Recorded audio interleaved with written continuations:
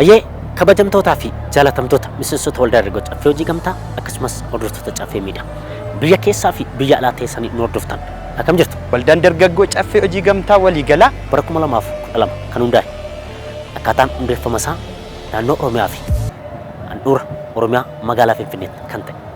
Waldichi yeroo ammaa kana miseensota 12,500 ol qabu.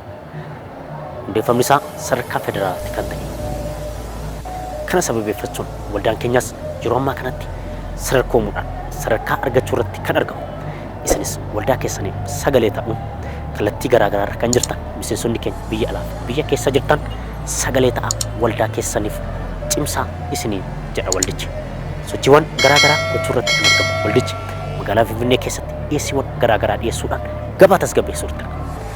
Akkasumas giddugala gabaa kan godhate Jammoo tokkoffaaf magaalota Oromiyaa bakka garaagaraatti dhiyeessee bazaarota garaagaraa irratti dhiyeessuudhaan beekamtiin isaa itti fufee jira. Kana qofaa miti.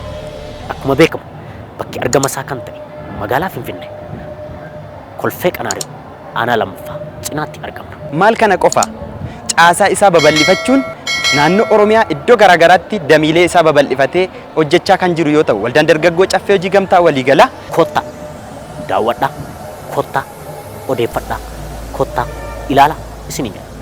Damee Qarsaa Maallimaa, Duukam, Sabbata, Sulultaa akkasumas Hoolota, Amboo fi Adaa Bargaa irratti caasaa isaa diriirfatee hojjechaa jira. Akkasumas waldaan keessan yeroo ammaa kana miseensota haaraa fudhachuudhaaf qophii hunda xumuree itti jira.